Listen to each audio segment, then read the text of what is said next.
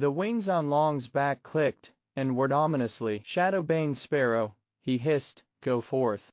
A racking cough escaped Qing Long's throat as he revealed the black dragon gold needle. "Abomination, the very hour of your demise has struck." In a swift, violent motion, he hurled the golden needle, a lethal flash aimed directly at Long.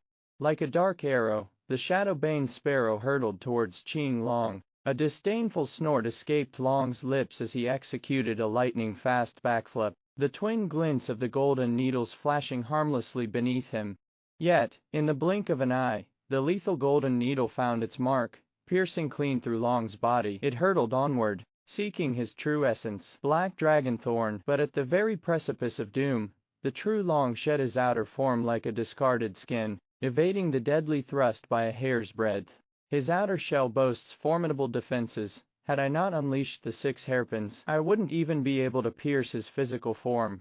My golden needles afford him precious moments to evade before they can penetrate. In the briefest flicker of contemplation within Qing Long's mind, the Shadowbane Sparrow surged towards him, wings unfurling in a sinister display, malevolent bloom, bone eclipse venom. Yet, with preternatural speed, Qing Long dissolved into a mere phantom, gone in the blink of an eye. In a brutal burst of strength, Qing Long unleashed his power, and with a sickening crack, the Shadowbane Sparrow was rent asunder. "Away with you!" Intriguing, the golden cicada's trick, sacrificing the bird on its back as a mere distraction, while it itself slithers into the earth, a burrowing speed that defies belief. Its presence is already fading from my senses. Long plunged into the ground with astonishing speed, tearing through the mountain's embrace. A low chuckle rumbled in his chest. "Qing Long, dear Qing Long, your precious 9 dragon hairpins power barely half an incense stick's worth of time remains. 5 minutes." In a heartbeat, Long breached in subterranean aqueduct, and without hesitation, his form shifted, fins rippling into existence. A triumphant bellow of laughter echoed through the tunnels, laced with cruel mockery. "The more frantically you strive, the swifter your demise shall be. So you have glimpsed my vulnerability. What does it matter? In the final reckoning, it is I who shall stand victorious. My Qi blood-flesh dragon. Only one remains. This protracted battle has nearly drained my vital Qi blood. I must recover swiftly, or even flight will be beyond my grasp." Long greedily inhaled the rich Qi blood, a low murmur escaping his lips. Truly unforeseen. The tenacity of human resistance. Creatures on Earth trying to stand against humans. But the words were barely formed when Qing Long materialized before him, a vengeful specter. "5-clawed golden dragon, got you." With blinding speed, the gleaming golden dragon claws, sharp as celestial blades, ripped through Long's defenses. In that very moment, within the towering confines of a Jing City International building, a violent lightning strike illuminated the heavens, and Hua's teacup, as if struck by the same force, plummeted and shattered upon the polished floor. A tremor of fear in her voice, she whispered, "Lan." "A chilling premonition grips me." Altar Master Lan offered a soothing tone. "My lady, cast aside your worries. Our Lord is beyond harm." Altar Master Lan declared with unwavering certainty, "The might of Lord Long is an insurmountable force, far beyond the grasp of these base humans." In that instant, the Blood Lotus sect leader, the sanguine draconic sovereign blade gleaming ominously in his grasp, let out a low, sinister chuckle. "Found it." At the same time, Qing Long directly grabbed Long's original body, tightly clenching it in his hand. Long chuckled. "Yes, caught it." Long laughed triumphantly. "Didn't you realize how dark and disorienting it is here? With your senses so limited, you thought I just ran underground to hide." Suddenly, Qing Long was attacked by surprise. A knife was thrust straight through his back. It was Long's female counterpart, who attacked him from behind. Long laughed heartily. "My father's arrogance cost him his life, so I never engage in a fight unless victory is certain." But Qing Long coughed and gave a weak laugh. "Given your current power, you wouldn't have been captured without me letting you stab me. Just being able to capture you, that's sufficient. I don't have much time left. Your original body, which doesn't even possess level heaven strength, is now mine. Come with me to the afterlife." 7th hairpin speed. Sharp note: in Yanwang martial arts, strength levels are human, earth, and heaven. A maximum 2nd level hunter is known as level human, a 6th level hunter is level Earth, and a 9th level hunter is level Heaven. The Big Dipper illuminates my heart. As if summoned, the 7 stars of the Big Dipper in the sky began to light up sequentially, connecting with each other and showering down divine light. Gods annihilate demons, heavenly Tao ruthless. The very heavens seemed to crack as the stone monument at Mount Tay's zenith, bearing the inscription, Sole Majesty of the 5 Peaks, detonated with cataclysmic force. 7 celestial swords, ablaze with violet divinity, erupted from the shattered stone, streaking across the sky like vengeful stars.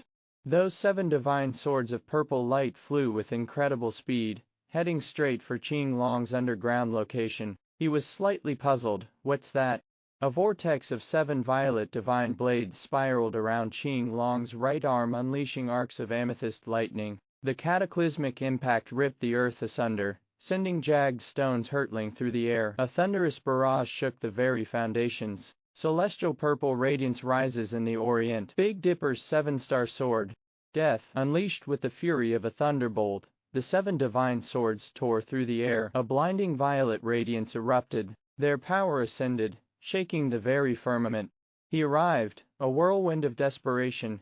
Qing Long. There, embedded in the earth, stood the 7 divine swords, while Qing Long lay prostrate, utterly still. Did we win? But suddenly, Long reappeared, laughing maniacally, and delivered a kick. With a swift, brutal strike, Long sent it through the air. He roared in triumph, vanquished. There is no force left in this world that can challenge me. Long's laughter, a sound of utter madness, reverberated through the very air. I shall cultivate you humans like swine, fattening you for our insatiable hunger. Long smirked wickedly. First, I'll finish off you, this dying insect, then I'll go devour all the humans in Jing City to replenish my vital energy. Qing Long coughed in disbelief. How is this possible? How is this possible? Within the killing array, even divine masters are reduced to ashes by the divine swords. Why? Why? But Long was direct to perish. With a sharp snap, Altar Master Lan was instantly cleaved in two. The Blood Lotus sect leader roared menacingly, Hey, where's the son of a bitch who killed my son, and ruined my disciples? Qing Long coughed, and lay on the ground. Long laughed loudly. After absorbing your chi blood, my depleted chi blood will be completely restored. Ha! Altar Master Lan died. That damn guy. Who is still there? Just as Long spaced out for a second, he seized the opportunity, instantly closing in to launch a surprise attack, killing momentum onslaught. Long didn't defend, and with a loud bang, he was sent flying. Huh? How? Is he already at his last gasp? Gone. What's going on? Could his target be Qing Long? He immediately looked at Qing Long. He's alright. Did he really just escape that weak? Qing Long, how are you doing? Qing Long helplessly replied, that guy. Even my divine technique didn't kill his original body. There might not be any power left in this world that can kill him. He suggested to Qing Long, you stay here for now, but before he could finish, he immediately realized something was wrong. He was incredulous, his body trembling. His chi. It's gone. He roared. Qing Long, real man, even if his die also must stand erect between heaven and earth. Qing Long, the heavens wept, a torrential downpour, mirroring the profound grief of the moment. Dead Rope finally arrived, shouting as he rushed towards Qing Long, Captain, you can't die. Yanuang still needs you to protect it. He immediately went to wrap himself around Qing Long. He was somewhat doubtful. A zombie. Dead Rope shouted, get out of the way. I'm a superpower warrior from Yanuang first team. He was instantly shocked. Qing Long. His chi is recovering. Long was continuously running and speeding across the rooftops, heading towards the Long Corporation building. With a loud crash, Long leapt up and smashed directly into the building's interior. Bai, drawn by the enormous noise, muttered, am I seeing things? Was that Zombie King? What happened? The big battle ended and the Zombie King escaped. Damn, it looks like I missed some good drama. I'll go chase after him and see. On the 20th floor of the Long Group building, a person reported, this is Lingqi from 3rd team. We've discovered the Zombie King has entered his human base at the Long Group building. The reason is currently unknown. But before she could finish speaking, Long launched an immediate attack. Lingqi hastily deployed his defense, electromagnetic umbrella shield. but her electromagnetic shield was instantly destroyed, and the massive impact blasted her away. Report: the intel is correct. The Zombie King's strength has been greatly reduced, but we still need to send experts at the heaven level or above. Going ourselves would be suicide. The Blood Lotus sect leader used Hui to threaten Long, chuckling. Good evening, Hui whimpered. Long? Mr. Long. The Blood Lotus sect leader roared with laughter, mocking. Oh, Ancestor Master, you actually came. That woman just said you wouldn't let me go, and it turns out she was right. Is this rage on behalf of a beauty? Did this little slut really lure you out? Long's voice was deep and heavy. Blood Lotus sect leader. A divine expert. Release her this instant, he commanded, his voice a thunderous pronouncement of fury and absolute authority. Honglian from the third team said, then leave Flower Fish to me to take back for treatment. Please go and investigate the Zombie King's situation. After all, you only lack techniques, otherwise, you're someone with heaven-level strength. Bai agreed and went to see what exactly the Zombie King was up to. Alright, this is it, the 20th floor. Climbing up directly from the outside is too conspicuous, easy to get spotted. It's safer to go up from the inside, especially since we don't know what the Zombie King is doing. Suddenly, he saw light inside the elevator. There's a human in the elevator. Hey, wait, don't close the door. Bai quickly entered the elevator. I squeeze. Hey, telling you to open the door. Will you die? Actually no reaction. Ha, that person smiled slightly. Sorry, my Chinese not very good. Samita, are you from Goryeo? The #1 nation in the universe. Goryeo, he introduced himself. That's right, I am from Goryeo, the leader of the world's top, Sabi heavenly group, Park Sangwang, a descendant of the sun. Never heard of the world's top Sabi leader. Aring King, you foreigners really know how to pick names. I'm truly impressed. In Chinese, Aring King and Park Sangwang sound very similar. Park Sangwang replied, my apologies, my Chinese pronunciation isn't very accurate. Park is a very common surname in Goryeo. And our Sabi heavenly group is a trendsetter in the entertainment industry. People all over the world love us. Samita. Bai glanced secretly and saw that the elevator was unexpectedly going up to the 20th floor. Oh, no worries, Sabi heavenly group. I get it. Bai questioned.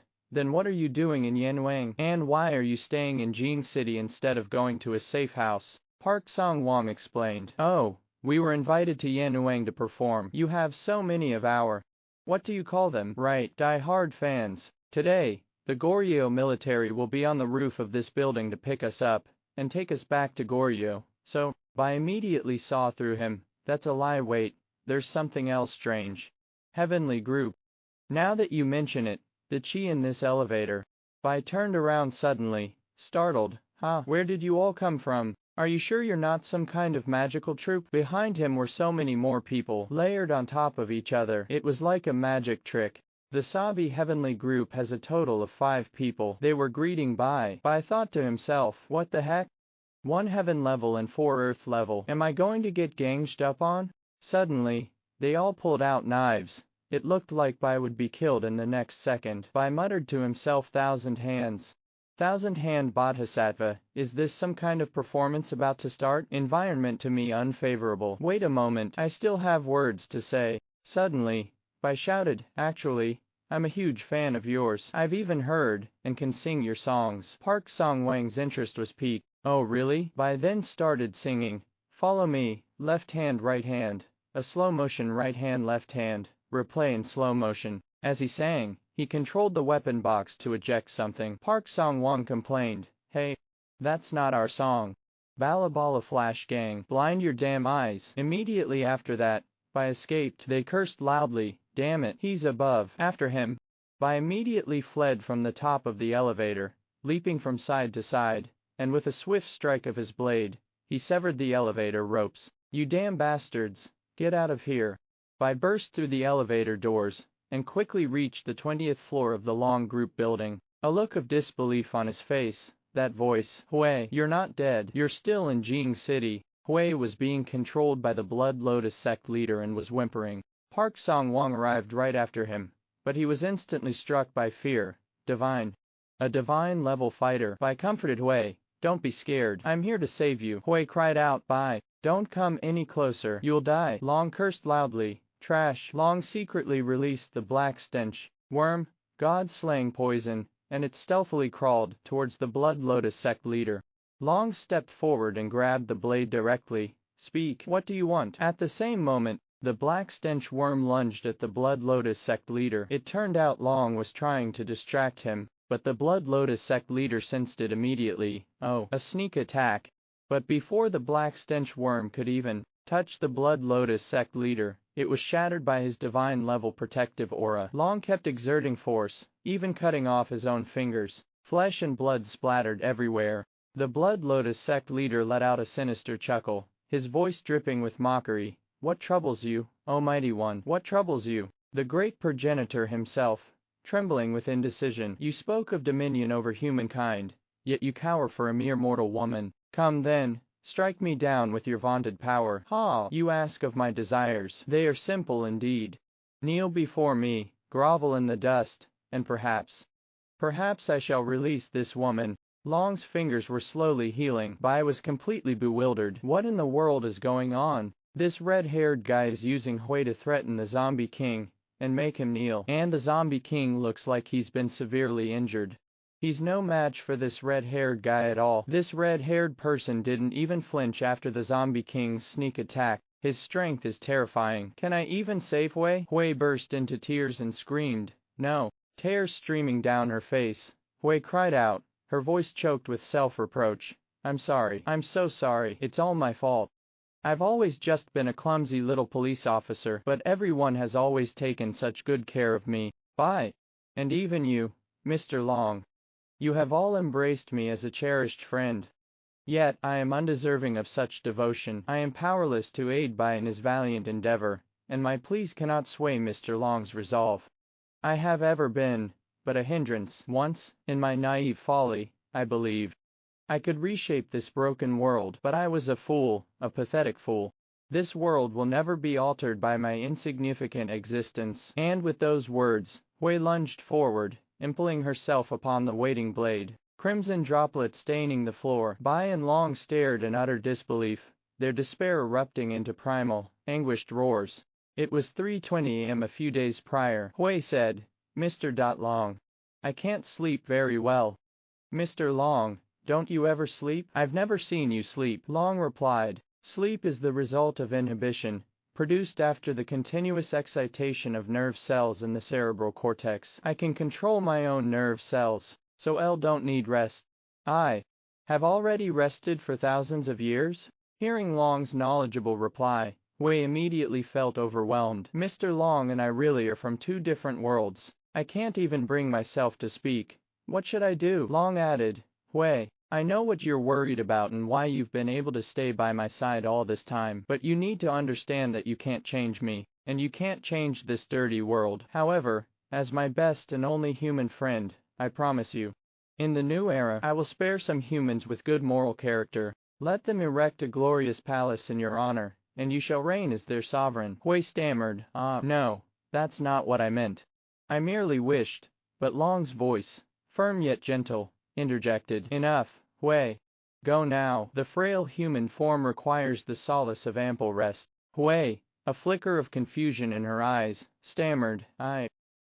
Returning to the present, Hui choked on a sob, tears streaming down her face, her body racked with tremors. I am truly, utterly incapable. The Blood Lotus sect leader released Hui, and laughed loudly. You little vixen, you're tough. You'd rather kill yourself than let him kneel. Heave. The Blood Lotus sect leader roared with laughter, crimson tyrant slash, and with a flourish, he raised his blade, poised to cleave Hui in two. A cataclysmic boom echoed through the air. A crimson streak of unimaginable power tore through the very heart of the building, leaving a gaping chasm in its wake. In that split second of utter peril, Long threw himself before Hui, intercepting the full force of the annihilating blow. He cradled her trembling form in his arms, his voice a low tremor. It is all right. It's all right. Hui coughed, tears continuously slipped down. Long took out a red small ball. As long as eat this you will become same as me, free forever will not feel the fear of death. Quick. Quick eat. A tremor ran through Hua's voice as she pleaded, "Please, don't change me." Her eyelids fluttered shut as the words left her lips. A tempest of conflicting emotion surged within Long, and the small, crimson sphere slipped from his grasp, tumbling to the earth. A pall hung over the outside world, the relentless rain a somber reflection of the anguish tearing at Long's heart. A mournful melody drifted through the air. Dark, dark sky hangs low. Bright, bright stars follow. Little bug flies, who are you missing? The stars in the sky are crying, song. Tears welled in Long's eyes and spilled down his cheeks, each a glistening testament to the crushing weight of his sorrow, his torment, and the bitter sting of farewell. The withered roses lay scattered on the ground. Cold wind blows, cold wind blows. As long as you are by my side. Hui lay still upon the earth, her eyes sealed in eternal slumber. A desperate roar tore from Long's very being, a sound echoing the utter desolation in his heart. His mind reeled back to a prior moment, a brutal scene, where Long found himself encircled by a throng of soldiers, grievously wounded. They roared their hatred. "Kill this monster! Kill him! Slaughter this beast!" In the chaos, a woman appeared, whimpering as she tried to stop the soldiers. "Stop! Please stop! He's not a monster! He's not a monster!" But the soldiers were unmoved, and simply shoved her aside. "Get out of the way! The king has ordered it!"